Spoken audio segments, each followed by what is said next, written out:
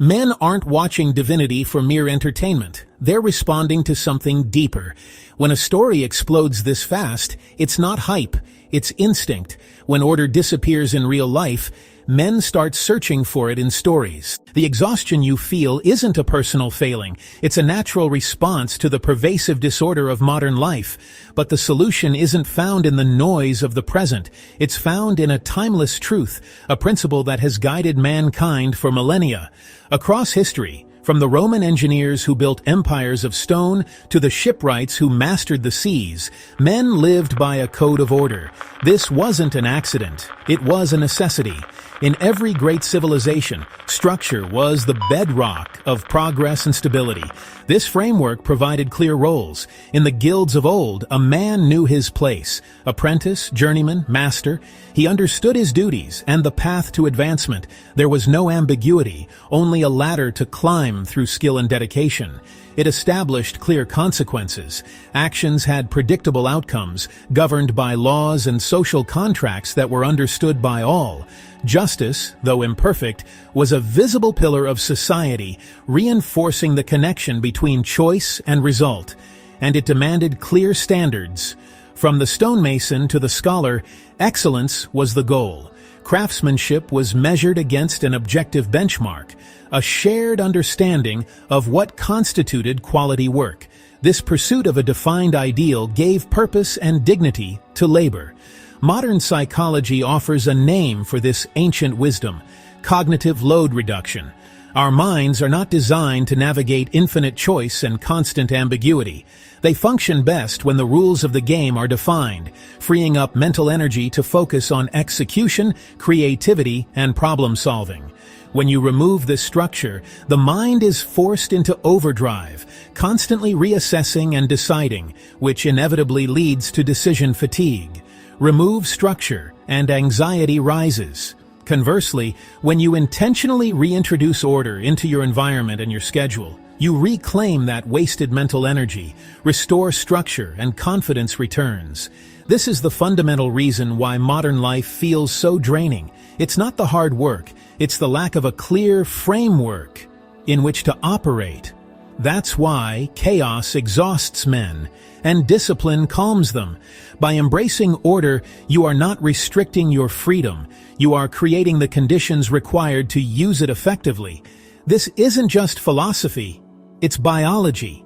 The way our brains are wired confirms this truth, revealing a deep connection between external order and internal peace.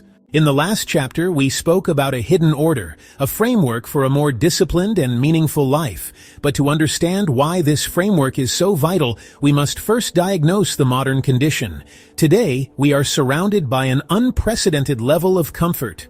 Our environments are perfectly climate-controlled, our hunger is instantly satisfied, and our desire for entertainment is met with an infinite stream of digital content. We have engineered a world designed to shield us from every possible discomfort. Yet, in this cushioned existence, a profound hunger has emerged. We are starving for structure. The very softness of our lives has created a void where discipline once stood. Without external pressures to forge our character, we find ourselves adrift in a sea of endless choice and minimal direction. This paradox of comfort creating chaos is the central problem of our time. Society no longer provides a clear map. The guardrails have been removed. There are no clear rules for conduct, no universal codes to live by. There is no rite of passage to mark the transition from boyhood to manhood, no trial by fire to test our mettle and welcome us into the ranks of men. And perhaps most critically, there is no responsibility demanded of us beyond our own immediate needs and desires. We are left to invent our own purpose, a task for which many of us feel tragically unprepared. So when a story like the game Divinity appears, it resonates on a level that entertainment alone cannot explain. It presents a world meticulously crafted with everything our modern lives lack: rigid hierarchy, meaningful sacrifice, the tangible weight of power, and the inescapable reality of consequence. This isn't just a game, it's a simulation of a world with the very structure we crave. It hits something ancient within us, a dormant instinct that recognizes the value of order and the necessity of a defined place within it. The feeling it evokes is not the fleeting escapism of fantasy. It feels like memory, a deep cellular recollection of a time when life was governed by immutable laws, when our roles were clear and our actions had meaning. This feeling is a compass, pointing away from the hollow comforts of the present and toward a fundamental truth about who we are and what we were built for. Neuroscience shows this clearly. The brain seeks predictability to conserve energy. Discipline creates predictable behavior, reduced stress, increased focus. That's why disciplined men feel grounded. Undisciplined men feel restless. Long before neuroscience gave us the language of synaptic pruning and prefrontal cortex activation, humanity sought to understand the source of internal order through a different lens, the lens of the divine. For millennia, ancient wisdom and sacred texts have explored this same fundamental principle, that the state of our outer world is a direct reflection of our inner world. This isn't a departure from the scientific truths we've just explored.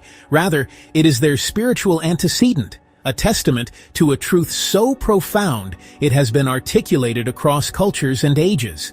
It's the recognition that the universe, in its magnificent complexity, operates on a foundation of order, and we, as participants in it, are called to mirror that same principle within ourselves.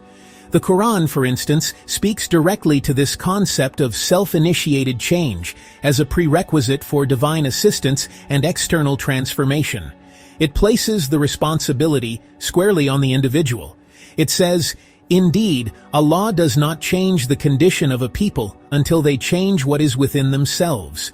This is not merely a suggestion, it is a divine law of cause and effect. The verse implies that chaos, stagnation, and decay in our external lives, our health, our finances, our relationships, are not arbitrary misfortunes.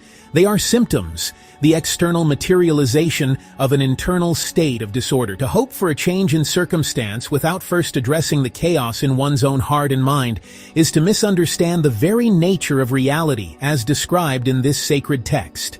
The power and the obligation to initiate change begins and ends with you.